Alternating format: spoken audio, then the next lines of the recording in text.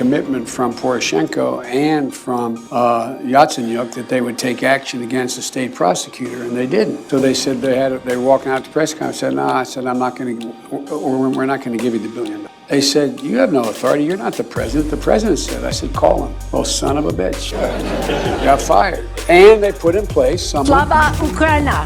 Slava Ukraina. He was asking us for more long-range artillery, and we are sending it. Wonderful. You're my hero. You're amazing. Oh, yes. Answer letter from me. You're good looking. It was really astounding to see how he has become this Churchill of Ukraine. How is he maybe different in person than what you see on TV? The cover shirt, look at that. This is where your money is going. The place is becoming a killing field, and yet they're doing this. This is a scam of epic proportions. I've told you, and I'll tell you again, I'm a politician. Most Americans want neither inaction nor retribution. They want durable, bipartisan justice. We have nobody in Washington that sits back and said, "You're not going to raise that fucking price." You understand? City bombing case, huge cover-up. Jack Kennedy's assassination, huge cover-up. Bobby Kennedy's assassination, huge cover-up. World Trade Center, huge cover-up. Okay, terrorism. The war on terror involves Saddam Hussein. Saddam Hussein now has weapons of mass destruction. The administration made statements which I can only describe as dishonest. What difference at this point does it make?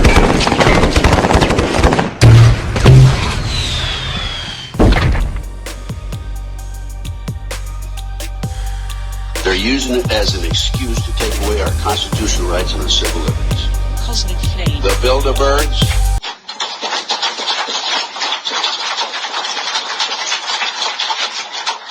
the Illuminati, Bilderberg, New World Order, globalists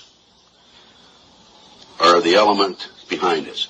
It dovetails into the satanic movement, and this movement has infiltrated into our intelligence community, the once great FBI and the CIA. Now the trumpet summons us again, not as a call to bear arms, though arms we need, not as a call to battle, though in battle we are, but a call to bear the burden of a long twilight struggle, year in and year out, rejoicing in hope, patient in tribulation, a struggle against the common enemies of men.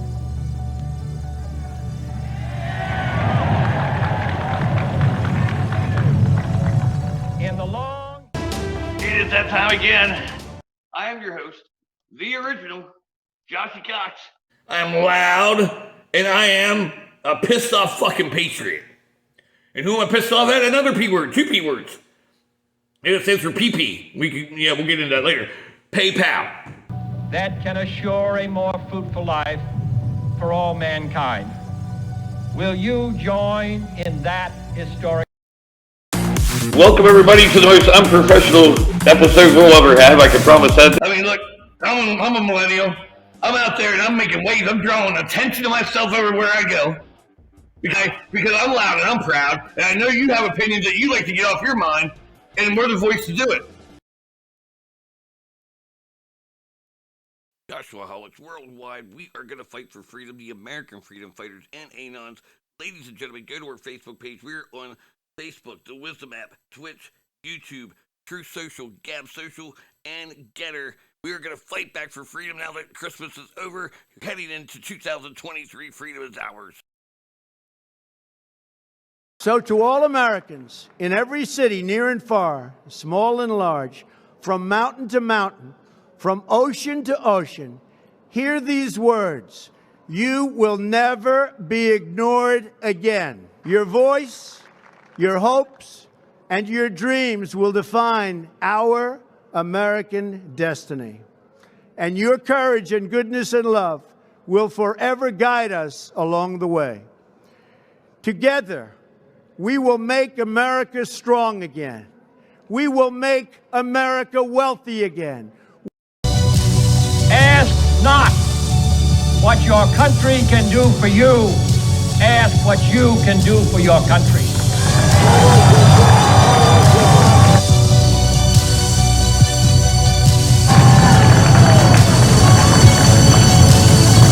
My fellow citizens of the world, ask not what America will do for you, but what together we can do for the freedom of man.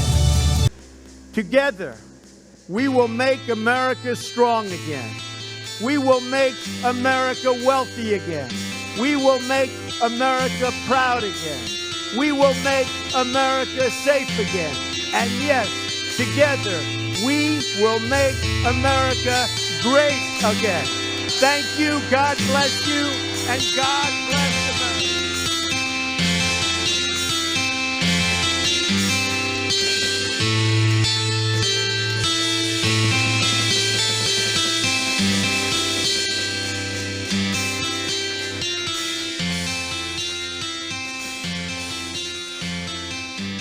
This is a Joshie Cox Films presentation in association with Masquerade Productions.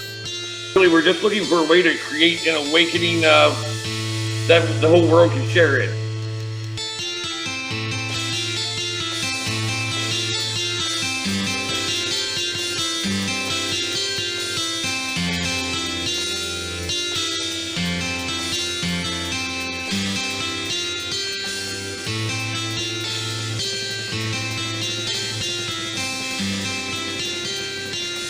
Hey everyone, I am the original Joshie Cox, and I have an entire lifetime of experience exposing government corruption. From small government, local government, state government, to federal government. It is my life passion to bring them all down to their knees. So I look forward to this experience. I look forward to sharing my wealth of knowledge with each and every one of you as part of the American Freedom Fighters and Anons Project. This is the Patriot Pulse. Ladies and gentlemen, boys and girls, children of all ages, welcome live from the Masquerade Studios. I am your host, the original Joshie Cox, and this is the Patriot Pulse, not in my house. We are actually being broadcast live right now on the Wisdom app, and you will be seeing this elsewhere as well. YouTube, on Twitch, you will also be seeing this on Facebook. So all over the place, we are making waves. I am, again, the original Joshie Cox. This is the Patriot Pulse, brought to you in part by the American Freedom Fighters and Anons. And that is an outstanding movement of progress, really, more than just a movement. It is a process, and we are taking back our country, and we are taking back our freedoms one day at a time. And 2023 is a year to do it, and it is definitely down to that. It's the finest hour to do so. We are in that crunch time, and we have a new Congress stepping in Washington, D.C., the 118th Congress, and I think that's where we will get started right there. I know everybody is in a little bit of a tiff right now, and some people are concerned about the fact that Republicans are in a stalemate already after the first day of being in Congress, as they had to adjourn, and they're going to reconvene here at noon today. That's going to be 12 o'clock p.m. Eastern Central Time in the nation's capital. But I am very proud. I want to say that right now. I am so proud of certain members of Congress, including Matt Gaetz, one of the leaders of what they call a little group called the Never Kevins. And I am also very proud of my own Republican Representative Scott Perry of Pennsylvania, as Scott has shown he's going to work vigorously for what is right for not only Pennsylvanians and his constituents there, but Americans everywhere across the Freedom Plains. So the whole thing, I guess, as everybody I'm sure is aware, is Mr. Kevin McCarthy. And he is a traitor as far as I'm concerned. Kevin McCarthy had it in his head that because he was the minority leader of the Republican Party in Congress for the past several years, since he was voted into Congress, became a representative of California's 23rd district back in 2008. And what I saw right away when I was looking at, because I look at a lot of things that other people don't, I went and looked at his campaign finance, with the FEC and some of his financial filings, and what I saw was his number one main donor was Pfizer, and the number two donor was Merck. And this is during a time when I think that, everyone could agree, especially with the COVID jab going on, that, that is an industry. The medical industry is trying to single-handedly take over the entire world. And they have all the support of the Democrats and the globalists around the world. And that is something that we all need to fear if we are Americans and we truly love our freedom. I do not want to be told how to live my life by the World Health Organization or the CDC. And that is exactly what they're shooting for. That is their plan. They will eliminate the United States Constitution. They will replace it with a human Bill of Rights from the United Nations. And they will willpower all to the World Health Organization to decide what is considered a global pandemic or global health emergencies. And that's when they will stick us with their vaccination programs. If they had it their way, they would have up to 15 to 20 every single year. And that is a very scary thought, ladies and gentlemen. And I am not going to back away from saying it. I've had enough of the censorship on it. The pushback by mainstream media is just ridiculous. And I'm not going to allow it anymore. I'm going to continue to speak my mind and say what's on my mind. And that's exactly it. And in fact, in terms of standing up and saying he will never vote for Kevin McCarthy for Speaker of the House. Again, McCarthy has been already lauded as the new House Speaker. And I know I've heard this myself. Since even back in the summertime, when people started to discuss the midterm elections, and we started hearing about the red wave that has unfortunately not come across the way everybody had hoped. But I don't feel as though it's us voters that did it wrong. I think our votes are being disenfranchised, like we saw happen in Arizona. In fact, I just saw a report last evening that Pennsylvania has dealt with the same thing. They received and counted 4.2 million mail-in ballots. And that number actually trumps the overall number of registered voters in our state. How do you receive more and count more mail-in ballots than what you have in registered voters? That yells election fraud, and that is a serious problem. Another problem that Matt Gaetz has pointed out, one of the main draws. They went to McCarthy with a couple different proposals, and he said, they even asked it, so you just did this in the final hour, your last meetings, or even last evening to try to, get some satisfaction from him, so you will relinquish your vote for him. And one of the key things was term limits, and that's something that I've been saying for a very long time. You have a guy like the Republican minority leader in the Senate, Mitch McConnell. He's disgusting. How he is even considered a member of the Republican Party, and how the GOP has not put him out to pasture, I have no idea. And that needs to be addressed too, is how our parties are allowing other people to run when they're really running on the other ticket, but not so. McConnell has not voted in a Republican fashion. He has voted with the other side of the aisle. If you go back the last 2-3 years, I mean, it's almost been, every single one. Every time there's a vote that comes down where they're in a deadlock or a stalemate, and they go down to that final hour and they're pushing in overtime, who's the one that always caves at the last minute? It's Mitch McConnell. And term limits. This guy has been in office as a senator since 1984. I'm not joking. 1984. He's been a party leader, I believe, since 2005, 2006.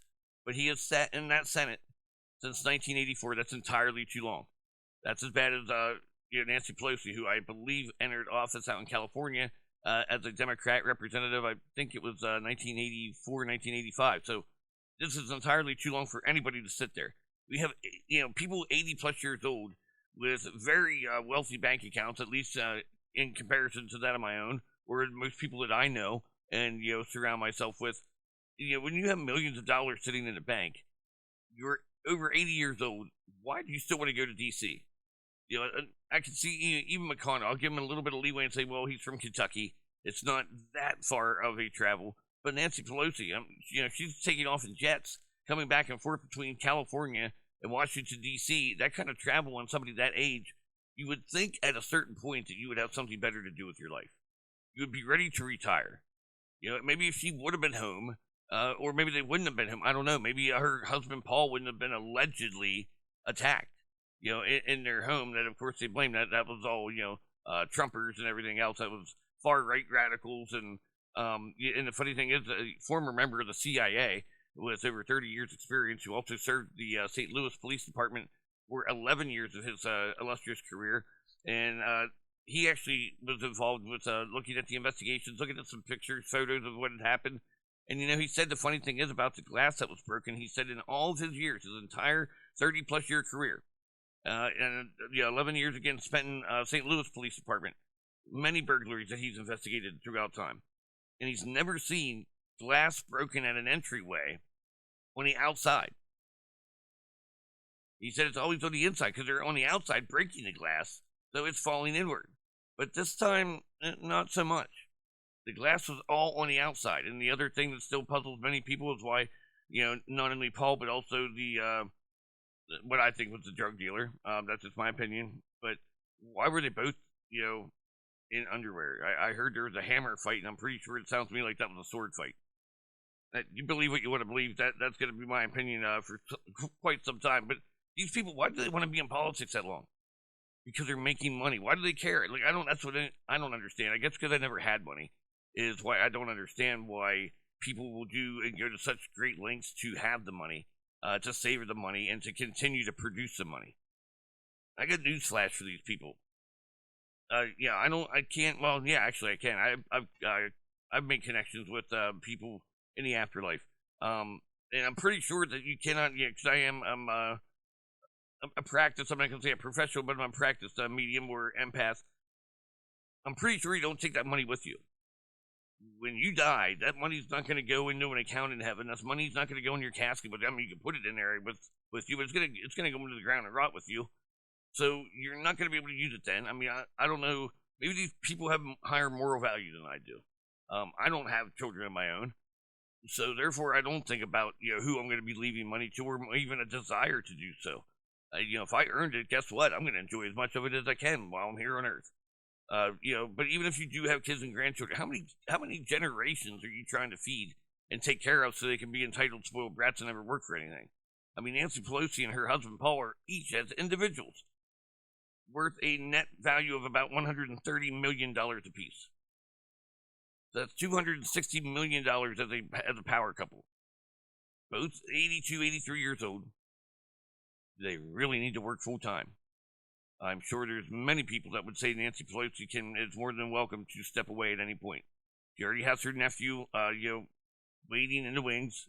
Many say that he will be, despite the dismay from his constituents and so many defectors from the state of California moving elsewhere. Governor Gavin Newsom is her nephew, and many say that he is the next in line to actually receive the nomination from the Democratic National Convention in terms of running for president. So you already have the wealth going there. You have your son, another Paul Pelosi who has been in Ukraine. He's been in China, along with Hunter Biden. That's kind of weird, isn't it? And Christopher Hines, who is the stepson of John Kerry. But I'm sure there's a legitimate reason of why they were all there, and I'm sure that their parents or stepfather had nothing to do with the arrangements for them to be there, right? I mean, that would be highly illegal.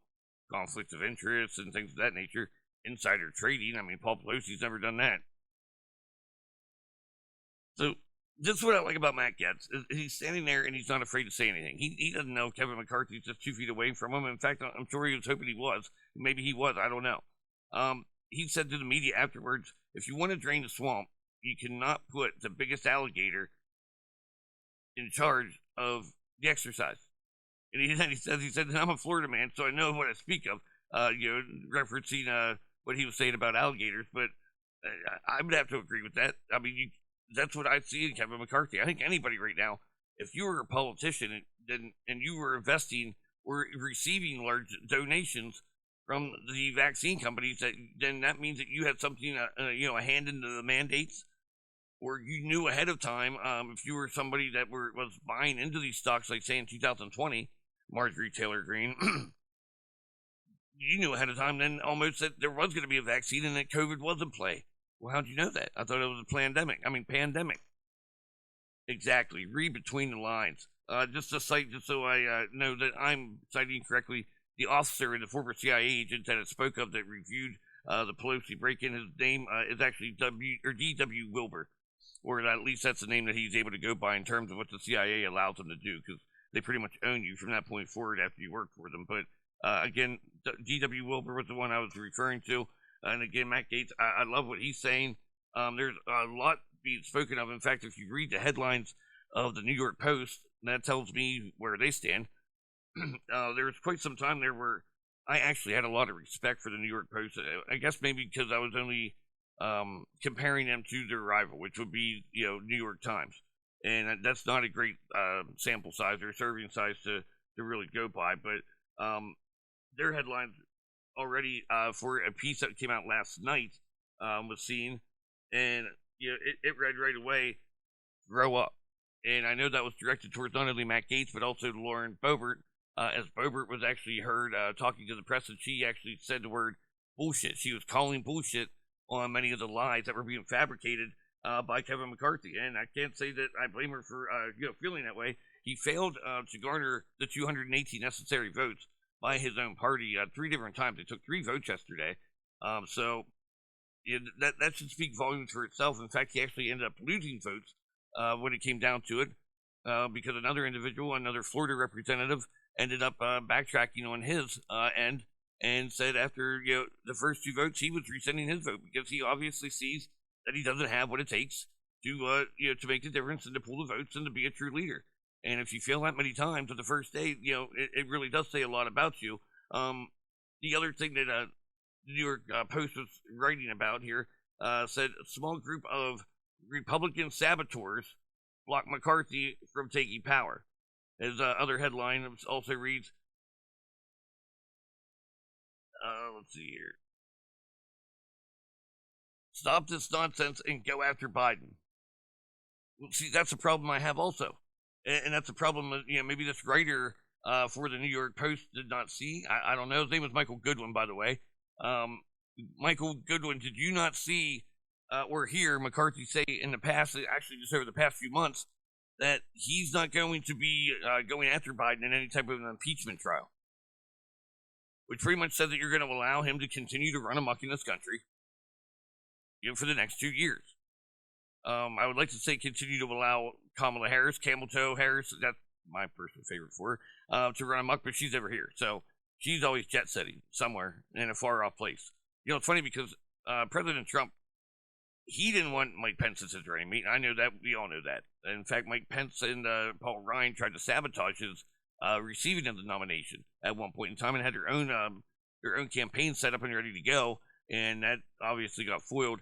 And in fact, they also had a setup plan because Pence was given the nomination by the RNC and chosen to be the running mate of Donald Trump, and Paul Ryan at the time was Speaker of the House. So that next in command after the president goes VP Speaker, 2, 3 down the line. They had their own plan there where they were hoping that they would receive. I guess Adam Schiff didn't get the job done well enough or fast enough. They were hoping that they would receive an impeachment, a guilty verdict that would remove Donald Trump from the presidency, and that then again Pence and Paul Ryan would advance forward. So they don't pick their running mates for one thing. And President Trump was smart enough; he knew that he couldn't trust Mike Pence. I knew that from the beginning. I think many people did, especially with the rumors and the things that I've heard out of him or about him from his time even serving as governor of Indiana.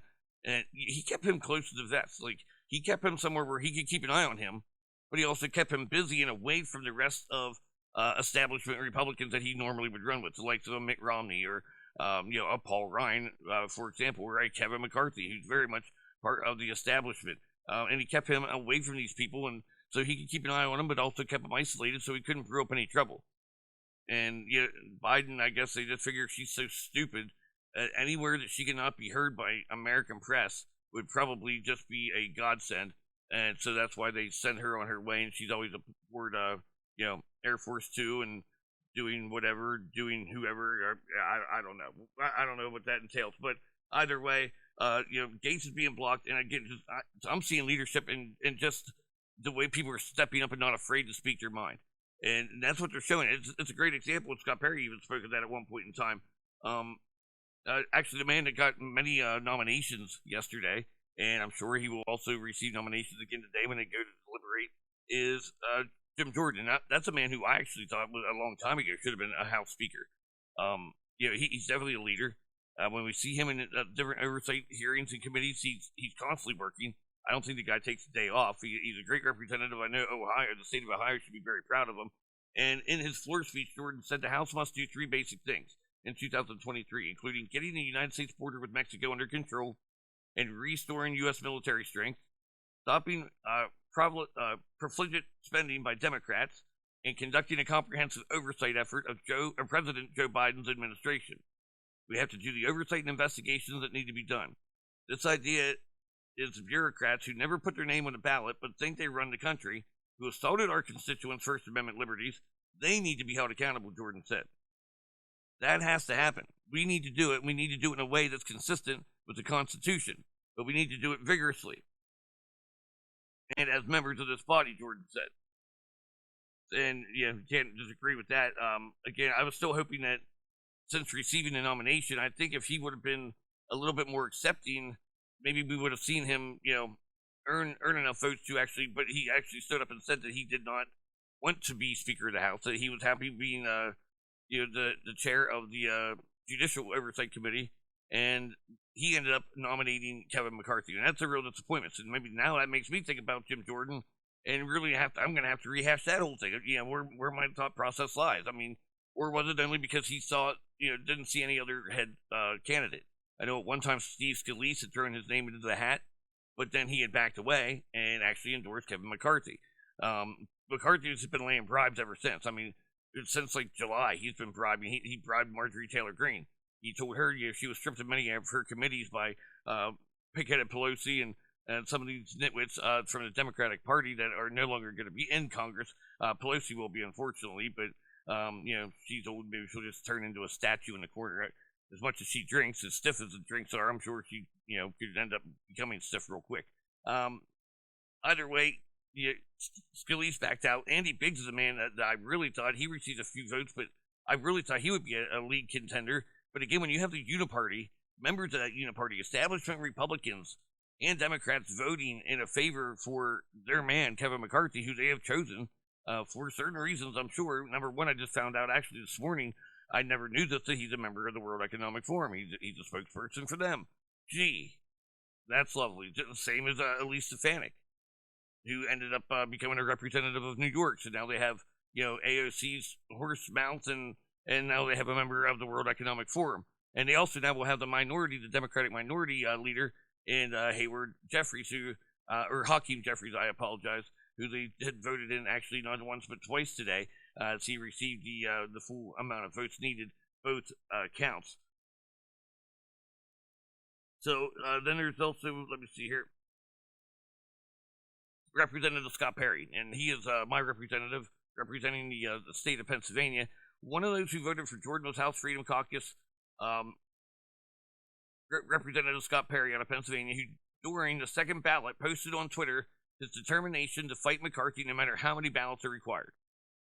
And he said, I quote, "I stand firmly committed to changing the status quo no matter how many ballots this takes.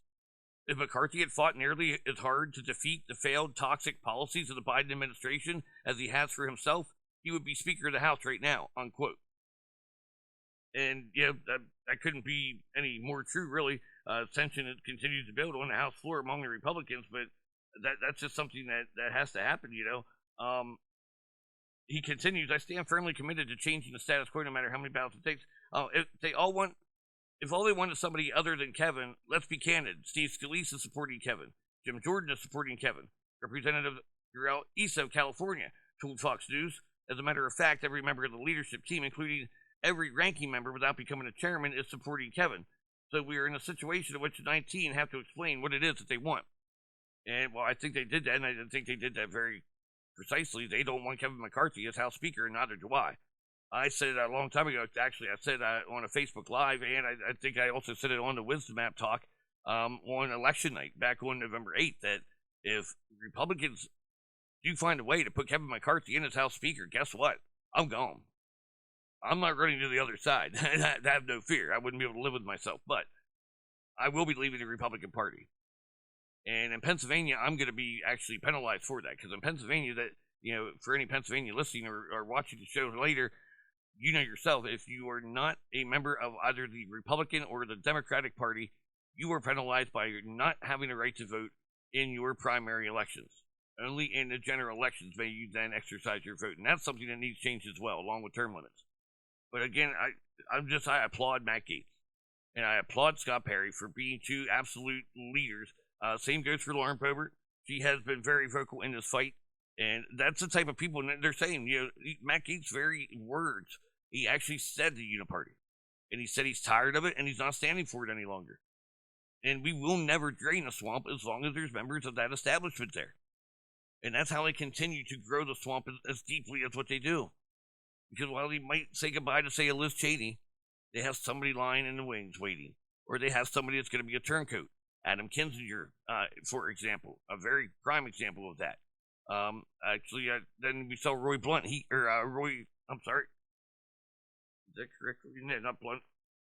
I just said the wrong name. I will come up with it later. But we had another very outspoken member of the Republican Party from Texas, and he spoke out and actually said himself, that he was not, it wasn't a personal vendetta.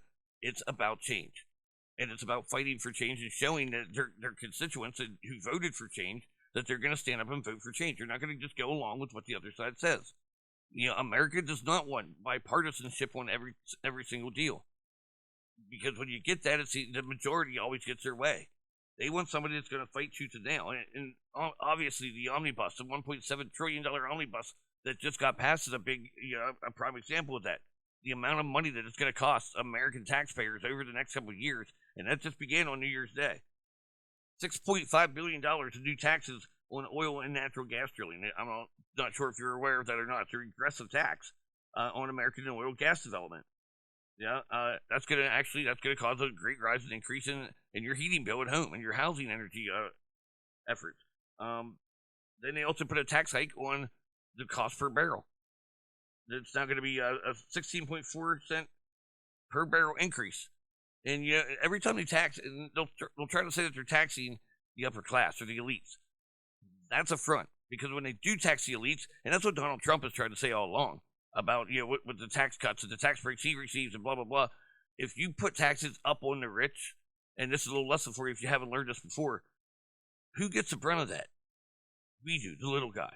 Because when you put it on the corporate side, all they're going to do is say, let the consumer pay. Let the consumer pay. And they're going to pass that just straight down on through us anyway. So when they go heavy on that, we get tax heavy, and it puts us into a further slide. 1 point, that the 16.4 per barrel, I mean, obviously that's going to probably equate to close to $1 increase at the pump, by the way. $1.2 billion tax on homes heated by coal.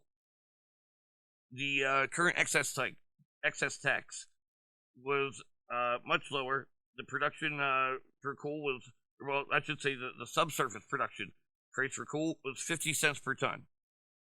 That is going to be going up to an estimated $1.10 per ton, over double. Now we look at the surface mining of the coal. 25 cents per ton, up to 55 cents per ton. So again, it doubled again, more than doubled. Then there's $74 billion tax.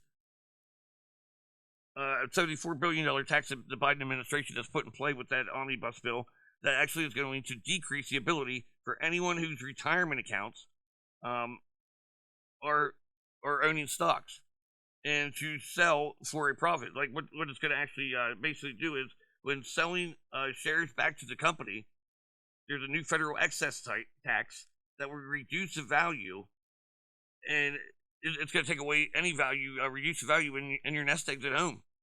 What you're falling back on your retirement plans.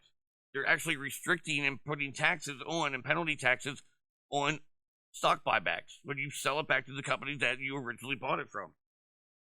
It's insane.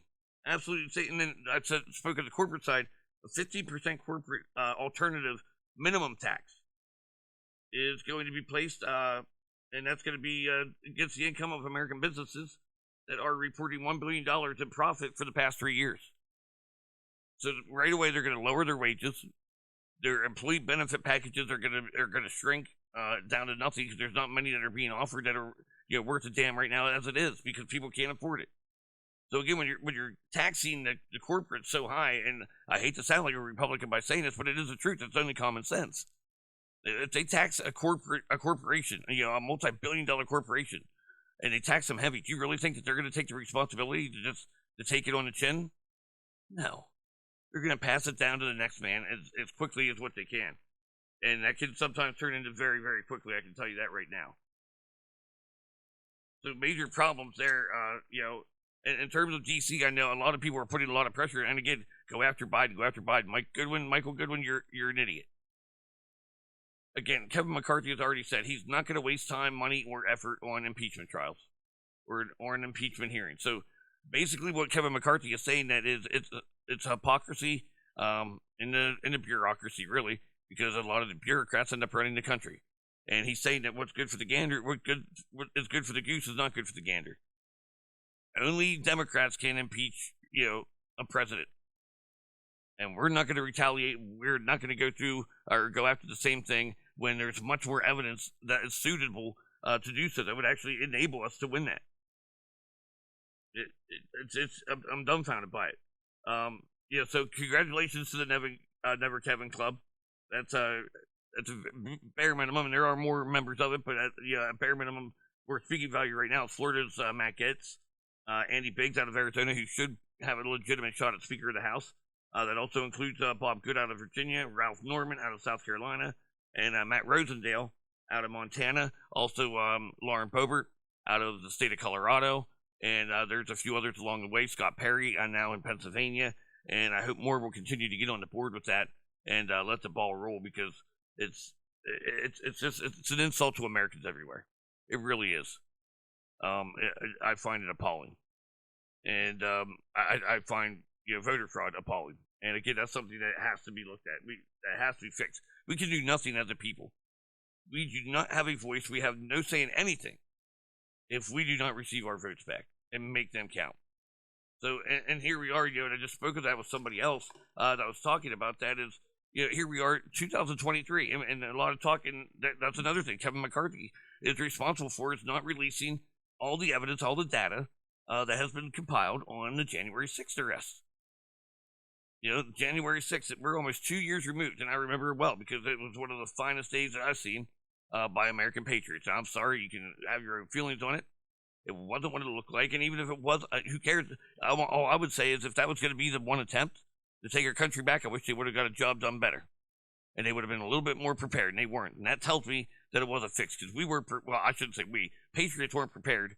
And most of them weren't even patriots. Most of them were patriots in disguise. They're disguised as patriots, I should say. Most of them were, Antifa members and FBI members in disguise as patriots. And it was not prepared. It was not a well-organized event. But it should have put them on notice. But because they were the ones that arranged it and we fell into the traps, they're not going to be put on notice. So really, I hate to quote somebody like Rahm Emanuel or Hillary Clinton or many of the likes of the Democratic Party who always say, the biggest shame, it would be a shame to let a perfectly good crisis go to waste. And that's exactly what happened with your deadly insurrection that took place at the Capitol. And again, I was there, and I'm going to tell you right now, it's a day that's going to be remembered, a day of infamy by some. It's a day to remember for the rest of my life. It was a day of patriotism, as far as I'm concerned. It was a day of patriotic pride, and it was one of my fondest memories. For a Wisdom App question that asked me the question, it was an anonymous Wisdom App member that asked the question, what is one of my fondest life memories? I will answer that, and I'll use a different moment, so that way I'm not spoiling it now. But one of my fondest life moments or memories was being in DC that day. Just overwhelming sense of pride came to me. And that's where I felt like I was an American. And in fact, I begged and pleaded for people when they started to announce a curfew over the loudspeaker. I started telling people, ignore them. Don't go home, stay here. Don't go home, stay here, because I had to. I was on a bus. And that was my only way home, unfortunately. Had I not been on that bus, I would have driven myself. I would have driven myself and had a hotel room planned like my original plan was. I wouldn't have left. And I didn't even go inside. But it was a day to just revel and just be there and to take it all in. And now I feel as though I'm going to be a part of American history forever and ever. And I hope that day goes down in history that way, because I was a proud American, and I saw a lot of proud Americans. And I also saw, monkey see, monkey do. And I also saw some really messed up things and events that took place that day. And it was not, patriots attacking police officers and innocent bystanders. It was actually quite different. Quite the opposite, as far as I'm concerned. And that's why I know they were prepared. They had concussion bombs there. the mace and the pepper spray and all the different chemicals that they were pouring on Americans, and seeing somebody being pushed off of a ledge to their death by a member of security when it was uncalled for. And then we also saw videos of where people were being led in to the Capitol building by members of security, where they're actually outside removing barriers. They only pushed forward with barriers when it looked good, when they knew that the film crews were there. In fact, Nancy Pelosi happened to have a film crew there that day. Coincidence? And I also saw, a lot of video again where people were being left in, welcomed in actually, with no problems whatsoever, being welcomed with open arms. So, you can form your own opinions. If you were there, you know what was up. You saw what had taken place around you. I'm sure many different events that had taken place. It's a lot to process, but we've had plenty of time. And so have those January 6th prisoners who have sat behind bars for 2 years now. Many of them without even a charge. That's not due process. That's false imprisonment. And that's time they're never going to get back from their life. And I think that's one of the biggest shames. And Kevin McCarthy had everything available to him, resources, all the information available to show what really happened and how this thing was orchestrated and who's really the fault.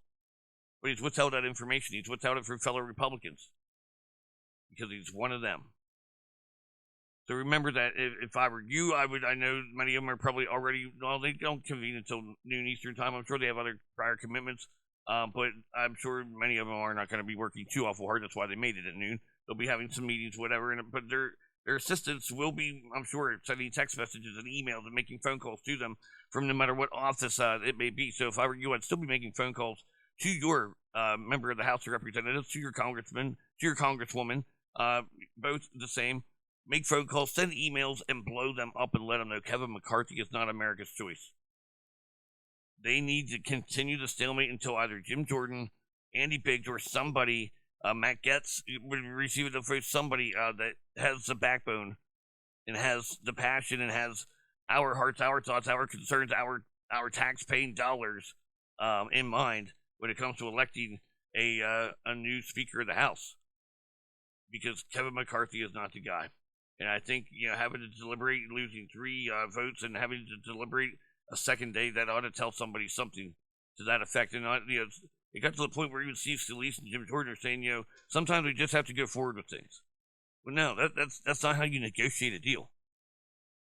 That's how we ended up in a mess like this, is that we just went forward with things. That's what Mitch McConnell did for so many years, being a party leader in the Senate. He just went with things, whatever the Democrats told him to do. Whatever his wife, Chino, Coco, Choco, whatever, that's what her family and her investors have told him to do. And he went forward with those plans. But he did nothing for us. The other thing that that wasn't mentioned here with Jim Jordan, with some of the things that the oversight committees need to do to investigate certain matters, is we need to investigate the origins of COVID, and we need to get it out of our heads about Wuhan, about it escaping a wet lab, or whatever they want to call it, a wet market. And, I'm sure that it was sent to Japan for a release party. Don't get me wrong. I'm not going to doubt that one bit, not for a second, because they were a big player, and they still are a big player in this game. And right now, Democrats are using them, and they're being foolish. Because they'll take the payday, they'll do their bidding for them, and then the second that it's more advantageous for a Democrat, or at least as an individual politician, they'll stab China in the back and they'll talk blasphemous on them. But then when it's time to be their little bitch and take their payout again, they're all willing and able. I'm tired of hearing the whole COVID Wuhan wet market. We know that's not happening. That's not what happened. The WEF was involved. There's a lot of players in this game. Bill Gates from American soil right here. Anthony Fauci, the same. They were involved. And they did it because the Western society, Western hemisphere, is the last to conquer in their New World Order scheme. Because we still have what?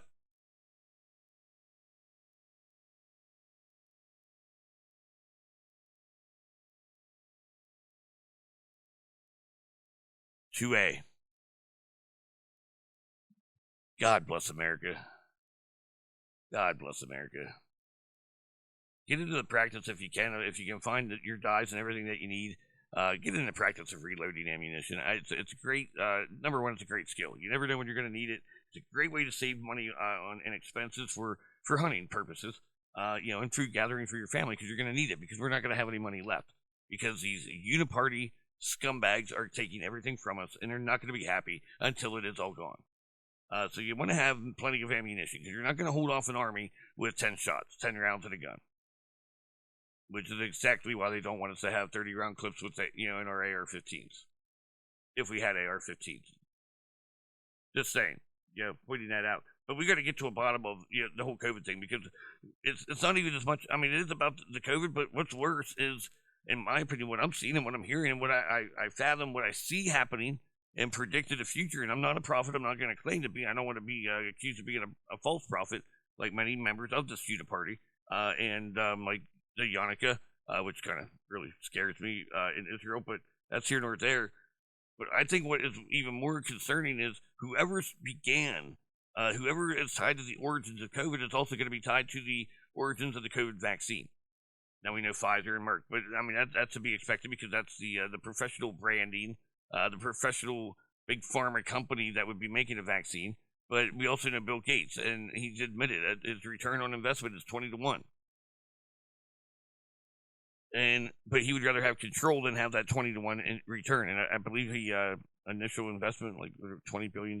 So do the math. No, seriously, do the math. I was just what happened on Monday Night Football, and if you haven't heard, I'm sure you have. Most of the world has heard this. Is Damar is his name Hamlin? Yeah, Damar Hamlin, who is a safety for the Buffalo Bills, went in on a tackle on I believe his name was Higgins, a wide receiver for the Cincinnati Bengals. This game was played in Cincinnati. It was a very important game. I mean, it had huge playoff implications. Both teams were already solidified a playoff spot, especially with Baltimore's loss Sunday night to the Pittsburgh Steelers. But for the Bengals, it involved a home field advantage.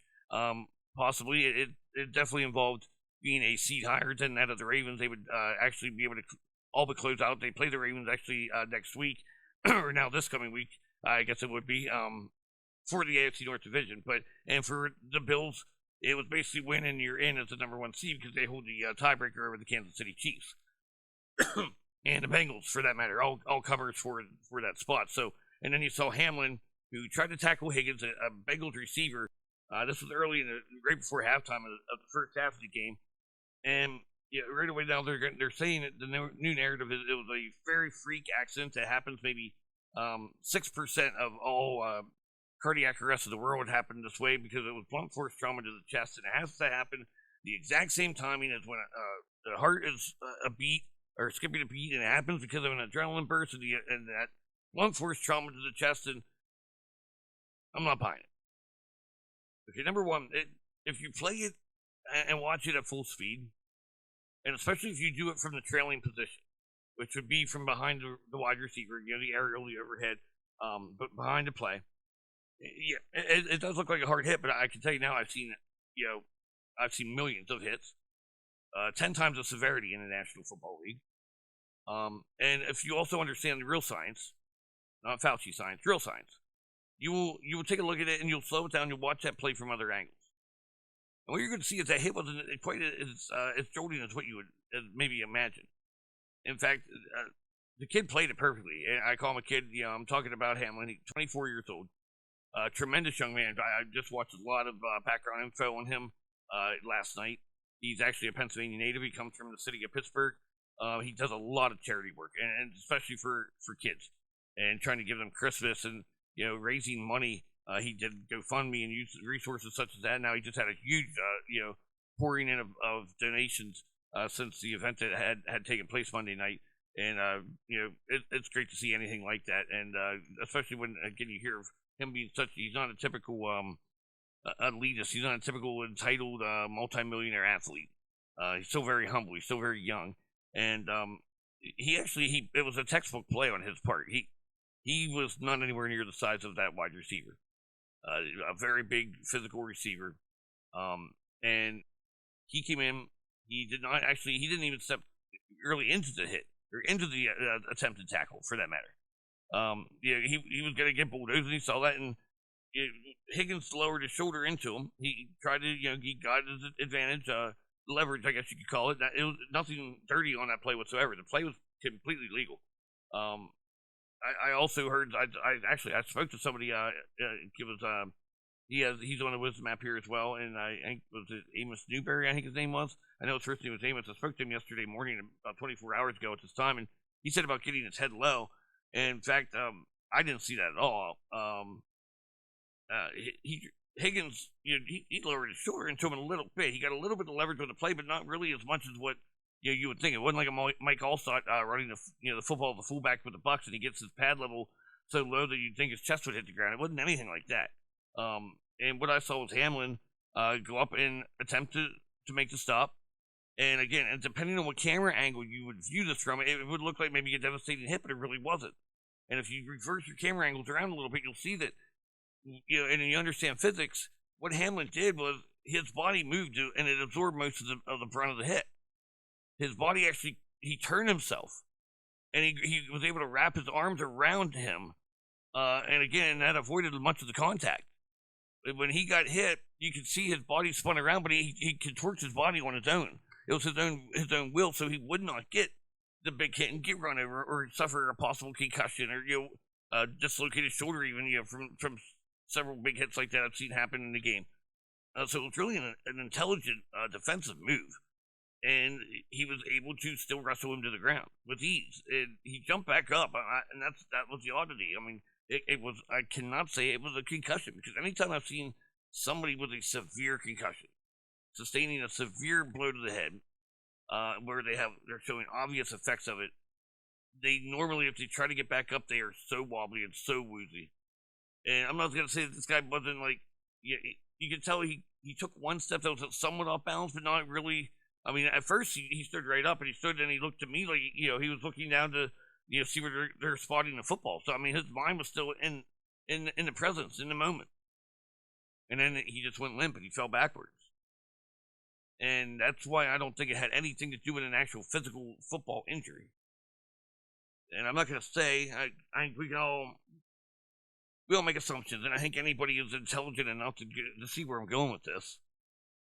I know Dr. Peter McCauley, world-renowned doctor, and he knows plenty about this vaccine. I can tell you that much, doing my research on the man. And he was watching the game as a fan Monday night, rather, and he said immediately he conferred with another cardiologist, and he also conferred. He made contact with one of the most prominent trainers in professional sports, and they discussed it. And he said that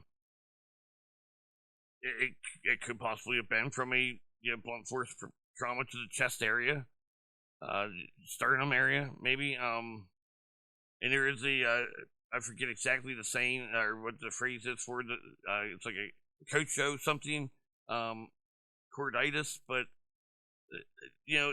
again, I heard so many doctors say it about the rarity of this happening. 6% of all cardiac arrests, lifetime, like in the world, have been a result of this event that they're trying to build a narrative upon. And that's McCulloch said if it was having any induced in any way, shape, or form by if he did receive a COVID vaccine, then it very well could have been a condition similar to myocarditis or the blood clotting that a lot of individuals, a lot of medical examiners have seen of recent. And then at that point, I just figured, because the NFL had a very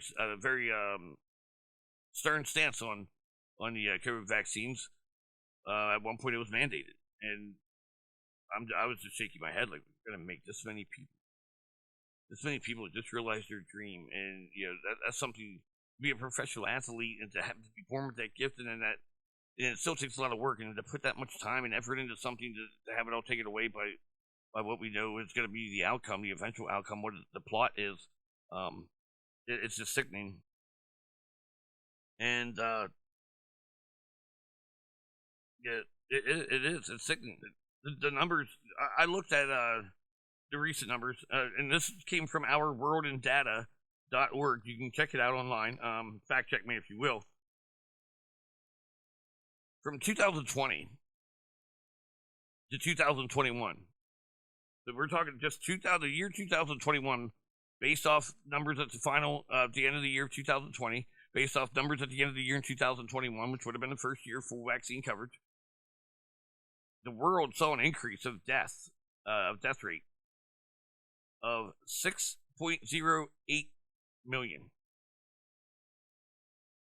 That sounds substantially high. And when I did the math and I looked at other years and made the same similar comparisons, it is substantially high. A death rate that has increased by 6 million from one year to the next. And I'm sorry, I'm not contributing that to COVID because, there's just too many variables, I guess you could say. There's just no arguing. In 2021, the world death rate was 69.25 million people. That's a lot of people. That's a lot of death in the world. In 2020, it was 63.17. So, there's a lot of numbers. We've spoken about this. Recent studies have been conducted. They've done some data, and I think it was 769 sudden deaths that occurred on the playing field by either players or coaches in 1 year time. That was actually from March of 2021 until March of 2022. So just in that 12-month stretch, there has been 769 instances of cardiac arrest, sudden death, that has taken place on a field or on a court or some sort of athletic, in an athletic facility by either a coach, a member of a coaching staff, or a player. Okay, those numbers, that's about a 420% increase year over year. That's not normal. And I regret to inform anybody that's what I think we saw happen on Monday night in Cincinnati. Now, here's something I wasn't aware of. And this just came out, okay? I just saw this on Pat McAfee's show. For some of you who don't know, Pat McAfee is actually a fellow Pennsylvanian. He went to Plum High School in Plum, Pennsylvania. Graduated in, I think it was, graduated in 2005. Then he went on to Iowa to play football. And he was a punter. And he went on then to punt for the Indianapolis Colts. That's where his mainstay was. He was very well known for being quite the athlete. He would, being a kicker or punter, he would make a lot of tackles that normally that a man of that position would not do. And what he had actually revealed was, and then they showed the video of J.J. Watt and his press conference this past Sunday following the Cardinals' win, and he was crying. And what the NFL was able to keep secret, and the only reason that Watts mentioned it was because he knew he had to, because people talk. There's too many people talking. There's too many people on Twitter and Facebook and all the social media aspects. You can't keep anything hidden or a secret unless you're the United States government or mainstream media or Big Pharma. That's the only way it's going to work. Or the FBI. Like, you got to be a member of this government clique, this New World Order design, be a member of that faction to be able to keep anything under wraps. That's just, that's fact. It is. It's a very sad fact. Sad but true, as Metallica once wrote. But J.J. Watt had to come out with a tweet, and then he followed that up because he knew he'd have questions in the post-game interview, where he got very choked up at one point in time. And he tweeted and he announced the same then on Sunday that he had an episode that had occurred at practice on Wednesday. Not today, but last Wednesday, where his heart went into experience a condition, I guess, like very similar to, or was the condition of atrial defibrillation, or AFib, as some of the medical professionals call it for short, as an abbreviation. And it's where there's a hiccup, I guess you could say, in your heart's electrical system. And that will change the rhythm of your heart. And many times that will result eventually in sudden death, because your electrical currents will have a malfunction. There'll be a short to the heart, and it'll just stop it. It'll go from an odd rhythm, and that'll cause it'll be like a trigger, and it just causes your heart to stop, and that's what'll happen. And that's what happened to A.J. Watt, he said. his heart stopped in practice. And they actually did have to resort. It wasn't like, they gave him medicine, digoxin or something to that nature, to facilitate a natural rhythm again. He said they actually had to shock his heart. He was clinically dead, ladies and gentlemen, on the practice field for the Arizona Cardinals. This wasn't like something years ago that happened with the Texans. This is past Wednesday.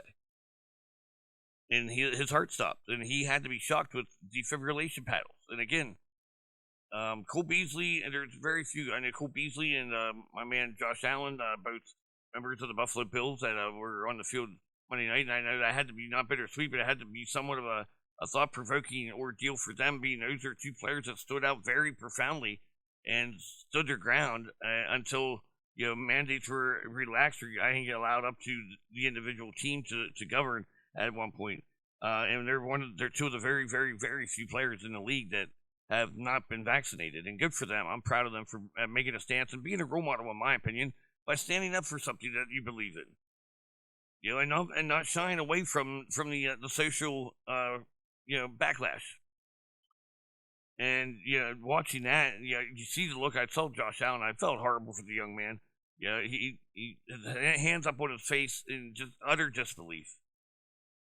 And again, and it doesn't matter what the end result is. It doesn't matter. Well, I mean, it does, but it doesn't matter so much like what caused this to happen. What the catalyst was is totally irrelevant at this point in this scenario for this for the situation right now, presently. But there should be, if there's circumstantial evidence going on, somebody should pay for that. For right now, there's a young man that is in a Cincinnati hospital fighting for his life. Last that I had heard, which was a few hours ago here in the morning, there has been no change to his condition. Still listed in critical condition, and still heavily sedated. So basically, they have him in a medically induced coma. I have not heard anything else. I have not heard of what the brain activity is. I don't know, but I heard that there's been no change to his status. And then sometimes in some events, no change, no news is good news. Other times it could mean there's no improvement, and that there needs to be progress for the outcome that we yearn for. So, right now, prayers and thoughts. It doesn't matter if it was by vaccine, or whether it was from blunt force trauma to the chest, to the heart, to the sternum, to the lung, whatever the case may be. Right now, thoughts and prayers go out to him, to the young man. They're fighting for his life in the hospital, and to his family and his friends and those who loved being in his presence, and to everyone that he has directly impacted with his charity work. So just remember to take a moment when you're saying your prayers and you bow your head, whether that come at morning, night, or in the middle of the day for that matter, even a meditation session. Just keep them in your thoughts, keep them in your mind. You keep your vibrational energies high. I can't speak that enough. I think that's something that definitely needs to be said more often, and not just said, but actually acted upon. And then I'm a spiritual man. I have a religion. I believe in my whole, my upper power, my higher power. I believe in, my Holy Ghost, my Savior. I will say that now. I'm a full believer in Christ. I think that my faith could definitely be stronger, and I'm admitting that as a sinner, as an American. I think we all have to be able to hold ourselves accountable and find our own faults in ourselves, recognize them, and to be able to improve ourselves, because you can never stop with your own personal growth. That's something you can never stop focusing on, because when we stand still and we stop growing, bad things can happen, and we're not productive. And there's a lot that you can look at as an accomplishment, as an achievement, and it doesn't have to necessarily be considered a success. Where maybe the process or the valuation, the determination of what you perceive success to be could be a little bit differently. But I think when we can grow as people, as just an individual, on one basis, two bases at a time, that's a lot. So when you're doing those processes and going through those routines, just again, keep a young man like that in your mind. I mean, I can't imagine 24 years of age. At that point in time, you think you're invincible too. No matter what, you're going to be a little bit more suggestive, you're gonna be a little bit more believable. You're gonna be naive, and many people are at that age. And you're gonna be, if you're somebody who wants to see the better part of the world and see people succeed and see just make a difference in life as he did. That was his number one passion. I think even first and foremost ahead of football. Then you're gonna be a believer that there's good in the world, and you're gonna believe that what you're doing is good, and you're gonna be pumped up by other people with outside influence saying that what you're doing, like love thy neighbor, as Camel Toe Harris said. Love thy neighbor, get a vaccine. I've never had a neighbor come up and ask me if I got mine. Never had a neighbor come ask me, if I had an extra, could I borrow a vaccine? No, none of that. But that's a young man that's living his dream. Being paid a fortune. Now he wasn't like one of the most highest paid players in the league by any means. Don't get me wrong, but you're making a living, and a comfortable living at that. Playing a game that you grew up loving as a child, your favorite game in the world, and you get to play that game, and you get to be paid for it, and live a comfortable life, or you should be living in a comfortable lifestyle, as far as that goes. And then just like that, it's all taken away, and I don't know if he's even had a moment to, if he's been conscious at all, to be able to know that. I know reports say that they did CPR on the field for about 9 to 10 minutes before transporting him to a nearby university hospital in Cincinnati, and that's all I know. So I don't know if he's ever, they say that they were able to get his heart going again, but I also heard that he was not breathing without help or assistance of different various mechanisms. Was not breathing in conjunction with the heartbeat. So that's never a good sign, and I think that's why they induce a coma sometimes. And it takes a lot of stress off the body and allows a better chance at maybe making a recovery. So we hope to hear the best out of that. No word yet. Any more word? Anyway, I read comments that were from his uncle and said that no change, but that he was confident and felt really good that he was in good hands.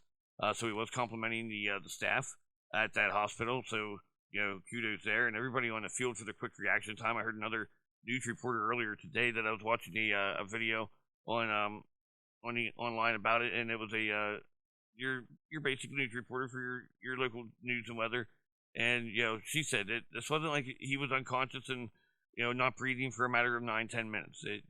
They reacted very quickly. He had somebody there, they were working on him, and he had medical attention within 9 to 10 seconds.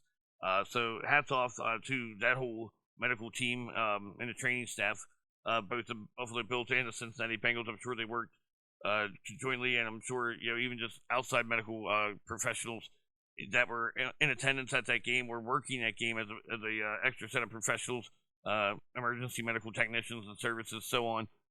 Kudos for your fast and your fast response, I guess is the word I'm looking for, and for your professionalism and your ability to do your job and do it well. So I don't think that can ever be said enough either. So good job there. As I definitely salute that. Local police and local medical officials, anytime I hear something like that, it's something to be proud of, because unfortunately we never hear the good stories. All we hear of is the negative aspects about what has happened in the news, and especially when it comes to public servants or public officials in that matter, such as police. And everybody right away, because of a narrative, they're quick to jump on that defund the police bandwagon. And we need to defend the Blues in line, because the fact of the matter is, I know what the alternative is. I know what a police state looks like. I've traveled this. I can't say I've traveled the world, but I've traveled this country, and I haven't seen a police state. No, but I'm seeing it set up. I'm seeing the development. I'm seeing the course of events take place that are so organized, I guess you could say, or orchestrated. And I do believe that police forces everywhere are being made pawns to fall into that, and I hate to see that, because I want fast and expedient response if I'm in a time of need, and my safety or my family, my friend's safety, is in jeopardy. I want that police officer and his squad to come and do what they are trained to do. So I will say that I don't want a police state. Like, again, I know what the alternative is. I don't want NATO knocking at my door telling me I'm on a curfew like I'm in China, as part of their zero COVID response bullshit. And my hat's off there too. To many of the Chinese who have been protesting and speaking their minds and standing up for their rights and their freedoms that have been taken away from them by the Chinese Communist Party for many years to come now. And I also want to again just congratulate Brazil on their ability to do that. Unfortunately, we have not seen Jair Bolsonaro return to the presidency yet, but they are definitely making their voices heard. I think they're going to make it an extra difficult time for their fraudulently elected or self-proclaimed elected leader, kind of like Kevin McCarthy. In fact, that brings me to a point. Back to McCarthy. I hate to get off topic like that and let's get back to it, but I think it's very important. And I got a kick out of this as well, but it shows just the seriousness of how Matt Gaetz is fighting for his constituents in Florida and for all of us for that matter. I think when you get to a level like that to the federal government, I feel that they're all representing all Americans everywhere. But he actually took the time. He has it on the congressional letterhead, and he actually typed up a formal letter. Congress of the United States, House of Representatives, Washington, D.C., zip code 20515. And it's address, it says here up in the upper left-hand corner, which you can see on the screen for yourself. Matt Gaetz, 1st District, Florida, Armed Services Committee on the Judiciary. And he penned this letter yesterday while they're at Congress. Their head of assistant typed this up. And it says the Honorable, it's addressed to, the Honorable J. Brett Blanton, 12th Architect of the Capitol, the U.S. Capitol Building in D.C. Dear Mr. Blanton, I write to inform you that the Speaker of the House office, located in the U.S. Capitol Building, is currently occupied by Representative Kevin McCarthy. As of this morning, the 117th Congress adjourned, sine die, and its Speaker from the 118th Congress has not been elected. After 3 undecided votes, no member can lay claim to this office. What is the basis in law, House rule, or precedent to allow someone who has placed second in 3 successive Speaker elections to occupy the Speaker of the House office? How long will he remain there before he is considered a squatter? Please write back promptly, as it seems Mr. McCarthy can no longer be considered Speaker designate following today's balloting. Sincerely, Matt Gaetz, Member of Congress. Hey, he's taking the initiative, and he's doing everything through the proper legal channel. So, hats off to him. Kudos for sure. And hats off to one other individual now that doesn't have to do with in our U.S. House of Representatives. It actually has to do with something that is taking place in Canada, but it's involving somebody that I have a great deal of respect for. And I'm not talking about Justin Trudeau. I'm not talking about Trudeau whatsoever. The son of a communist. The love son, I should say, or the love child of Fidel Castro. That's not who I'm speaking about. I mean, I'm going to be speaking about him, but I'm not saying I have a great deal of respect for him. I have none. None, Trudeau. In fact, I'd love to have 5 minutes alone in a dark room with him. And not for, any type of sexual pleasures in any way, shape, or form. It would be more pleasures of breaking my hands a few times. But with that said, this came actually from, this report came from reclaimthenet.com. It's a website that, has a lot of political action involved. And it's concerning a clinical psychologist, Jordan Peterson, who many of you I'm sure will know. And basically he's being sanctioned. And this sounds so draconian. It sounds so 1984 Orwellian, if you ask me. An Ontario regulatory body is ordering Mr. Peterson to undergo social media communications retraining or re-education. Now, if that's not screaming communism, I don't know what is. There's no better example of communism than a retraining or a re-education program. And in fact, I mean, I'm going to be honest, it's very scary. It begins, let's see here. It begins with his tweet yesterday. It said, breaking, the Ontario College of Psychologists at CP Ontario has demanded that I submit myself to mandatory social media communication retraining with their experts for among other crimes, retweeting Pierre Poilievre, I'm not sure if I'm pronouncing that right or not, and criticizing Justin Trudeau and his political allies, criticizing climate change models, objecting to surgery on gender dysphoric minors, or political allies, criticizing climate change models, objecting to surgery on gender dysphoric minors, warning Canadians it is wrong for social service workers and police to threaten to apprehend the children of the trucker convoy protesters. I'll provide all the details legally allowed to me. And then I see somebody by the name of James Dolan, or Dolman, he chimes in with a question where he says, what are the other things? Well, Peterson goes on to continue. About a dozen people from all over the world submitted complaints about my public statement on Twitter and Rogan over a 4-year period out of the 15 million who follow me on social media, claiming that I had harmed people, not them, but harmed other people with my views. I have been accused of harming people, although none of the complainants involved in the current action were clients of mine, past or present, or were even acquainted with any of my clients. Even though many of them falsely claimed that they were or had been clients of mine and were alleged by CP Ontario to have their complaints investigated despite this falsehood. We are now in a situation in Canada under Justin Trudeau where practicing professionals can have their livelihoods and public reputations threatened in a very serious manner for agreeing with the official opposition and criticizing major government figures.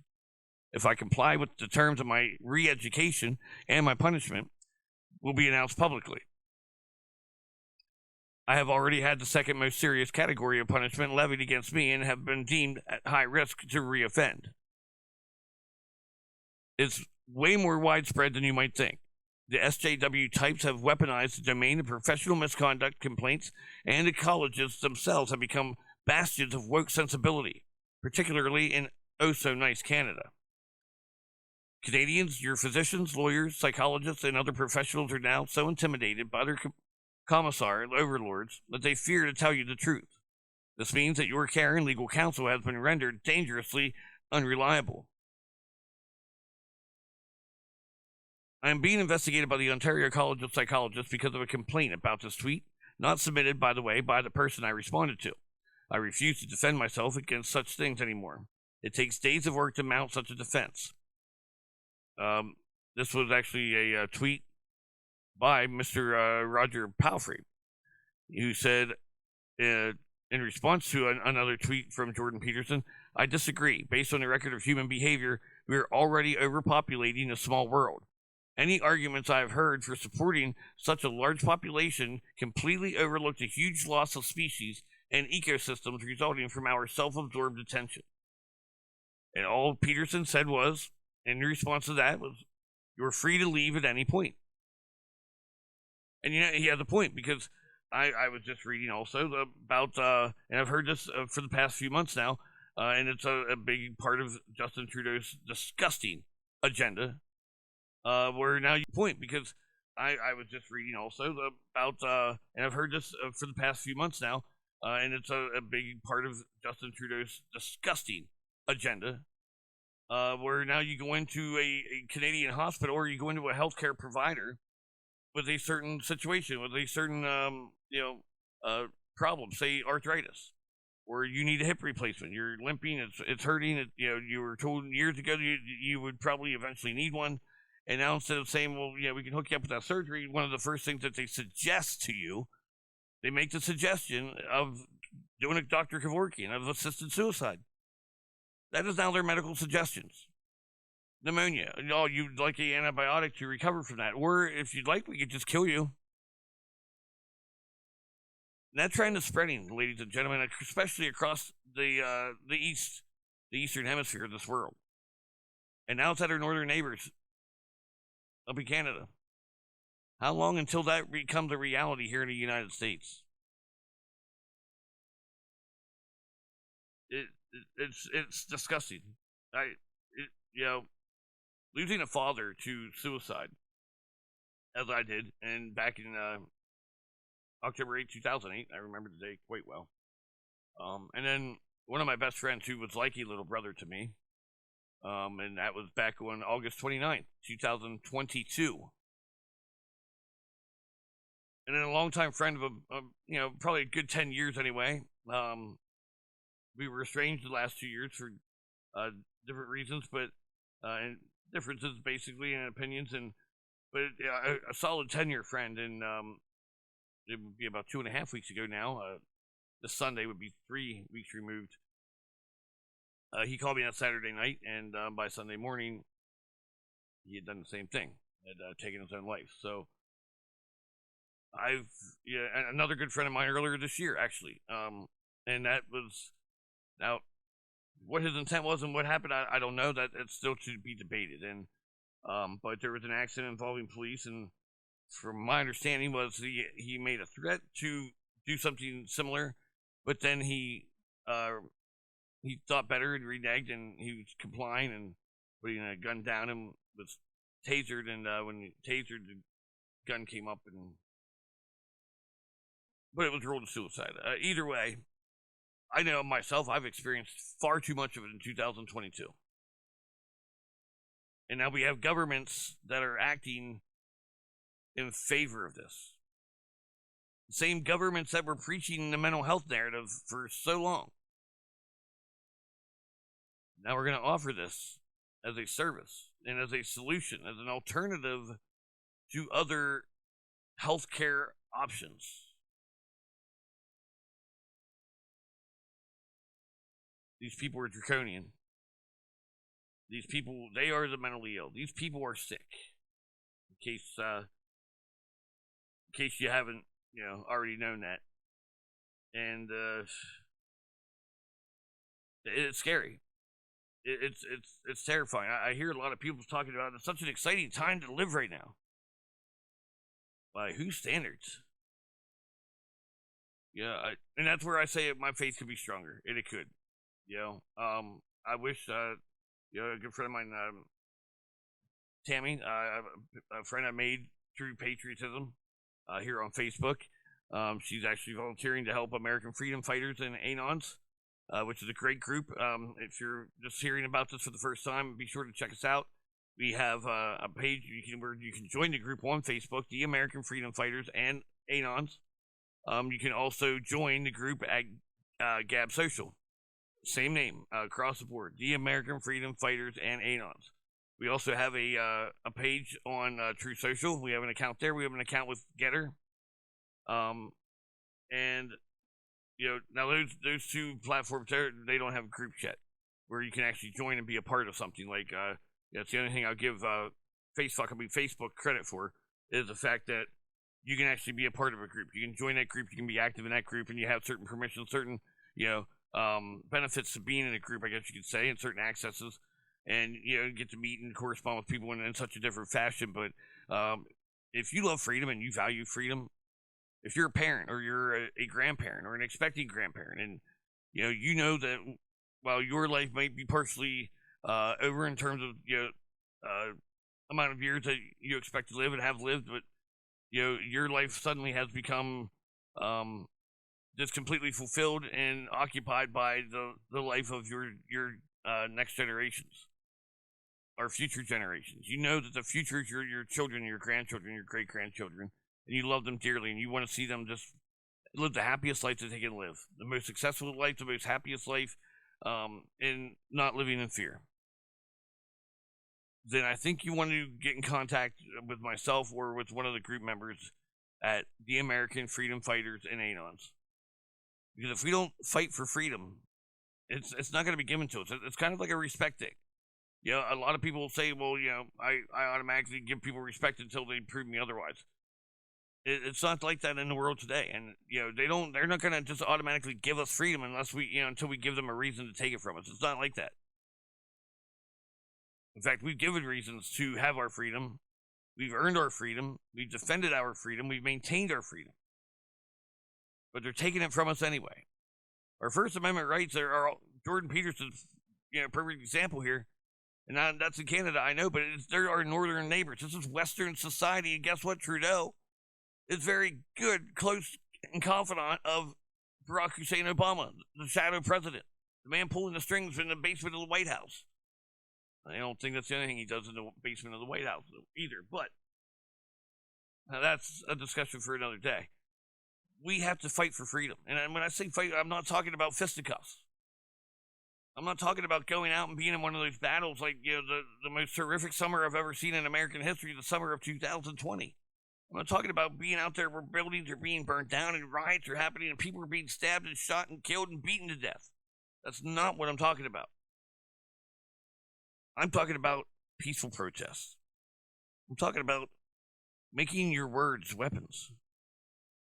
You see, the government and the left, the radical left, they've weaponized everything that in their power that can be used against us.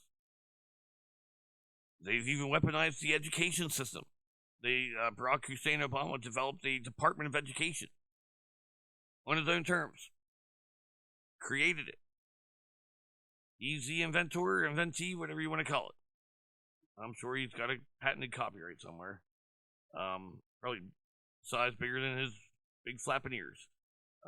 But we do things the right way, and we're freedom fighters. But there's a lot of freedoms that have been taken just in our own small communities. Large communities, small communities, all the same. Freedom's taken when they make something that's not accessible to you in the same fashion anymore. Community parks, playgrounds, different locations for after-school activities for kids. Less fortunate kids that do not have the same home life and the same parenting to go to immediately after school, and they need that place to go to get that release and just let go of all their frustrations and your shortcomings. But that's their distraction place. That's their safe place to feel comfortable.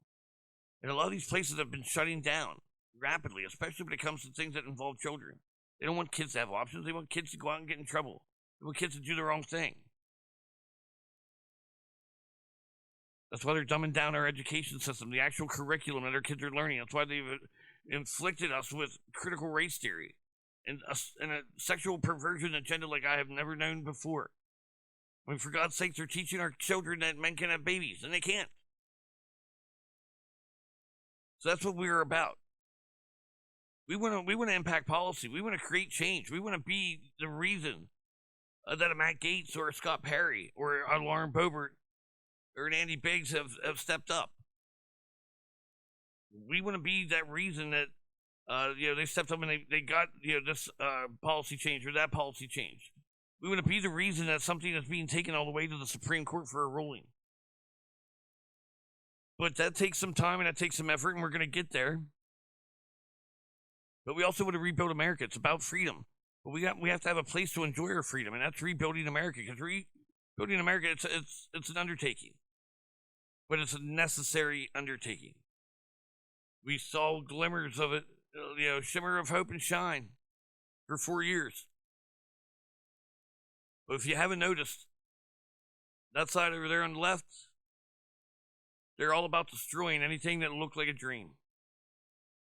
They were about destroying hope. And to be able to play host to these freedoms, once we earn them back, we get them back, we take them back. We have to have a home for them. We have to provide a place for them, for ourselves, for our grandchildren, our children, our grandchildren, their grandchildren. So we want to go into a lot of these communities, especially the impoverished communities. Hold clothing drives so children and adults the same have clothing on their backs when we can't afford them at the store anymore because of inflation and what is definitely going to be a recession and a stock market crash. We want to go in and we want to rebuild some parks and some community playgrounds. Install new light systems so they're safe, especially near the inner cities. Because you know what? A lot of moms are out there, they're working 2-3 jobs. They come home long enough for maybe 4 hours of sleep if they're lucky, do some laundry, and they're back to work again, and the child doesn't really get to see them. Well, it's not healthy for a child to be locked up in an apartment building at all times. We need to create programs where there will be supervision and safety monitors to assure that there's an educational purpose, but a great fun learning experience there as well. That's my vision. I had a very dysfunctional, and I have family members out there that I love dearly that have been very good to me. Don't get me wrong. That's not my intent to say anything otherwise. But as an overall realm in my personal home life, my immediate family, I had a very dysfunctional family growing up, but I had parents that did anything they could for me. But there's also parts that made it very dysfunctional, and it made for some really difficult times where, it wasn't always easy to be there, wasn't always easy to stay, and sometimes I just wanted to get away. And I think there's some other children out there that would relate to that feeling, other adults that went through the same thing as a child, and I want to make that available to our children. But I also want to go out and I want to do things for the adults as well. There's a lot of adults that they automatically cancel their life out, because they made a mistake. They made a pair of mistakes maybe. They dropped out of school way too young, and now they kick themselves in the ass ever since then. And they sit there right in front of you and tell you, well, I'm done. I'm already done. I already ruined my life. No, you didn't. And education used to be free, and unfortunately it's not anymore, but if I have my way one day, it will be free again. And it will be of value. But there's other programs out there for you as well. If you don't have a high school diploma, let us help. Let us get you a GED program. If everything goes as properly planned and plotted, we will be able to help with some grants and help you actually apply for grants and do some of the research for you. We'll be able to help award communities and children and even adults, depending on what qualifying program that they are going to and what they're striving to achieve. We can help with scholarships. But it all starts at square one. Rome wasn't built in a day, and that's why I need all the help I can get. Because this is my vision. Because I didn't have certain things that other people were able to hang their hat on. Some luxury, some great opportunities. I want to provide that for other people, and this is what I want to put. This is my life work now. This is what I want to put my passion into. And I am proud to sit here and tell you that today. I am an American freedom fighter, an ANON. The ANON, I'm a researcher. I love the research, and I love doing the legwork. I love exposing evil. And I love freedom in America. As a proud American, I love freedom. And I will stand up and I will defend it every step of the way, every chance I get, every opportunity that knocks on my door. And that's why I feel like I can relate to many of you out there. It's like I have the Patriot pulse. I can tell what the pulse of patriots across the country, what they're feeling. And that's also why I want to start to change the whole landscape of politics, the whole geopolitical arena. The neocons need to go. The rhinos need to go. The radical left needs to go. The progressives need to go. The communists and the socialists need to go. And I want to be the guy to help do that.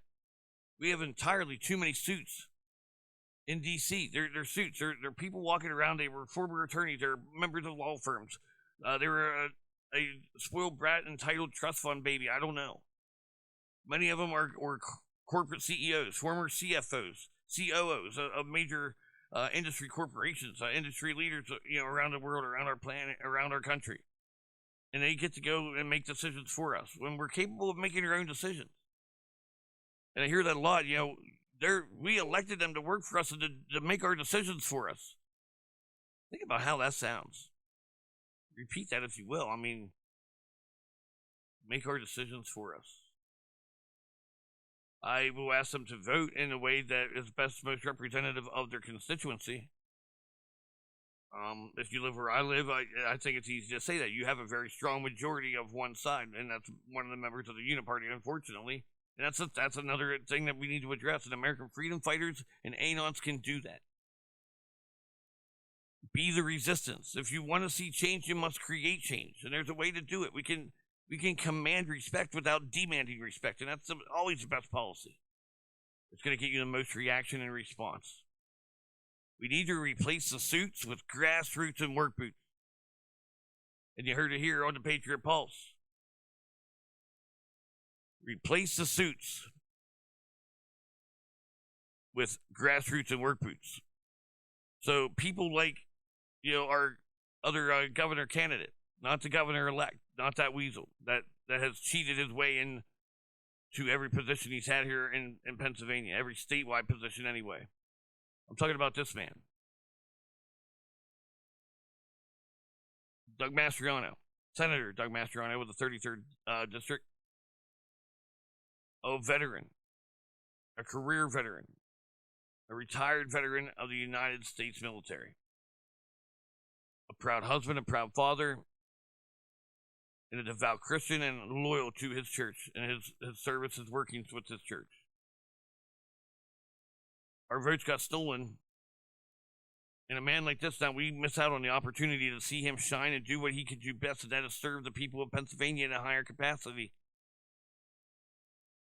Because we have too many suits and not enough grassroots, not nearly enough work boots. American freedom fighters and ANONs. American freedom fighters and ANONs. AFFA. We will be here to save the day and put this place back on the map where it needs to be. And I'm not just talking about Pennsylvania. We're talking about my vision, our vision that we share in is to make this thing nationwide. It's not just a movement, because you can move and not go anywhere, not take any, not gain place. You can run in place, can't you? You can moonwalk, can't you? This is a process of progress. It's a vision, it's a dream. One dream, one vision, one goal. That is for one America. And we'll do it with our grassroots and our work boots. To join today, come on to Facebook, join our group, go to Gab Social, join the group, support us on Getter, support us on True Social.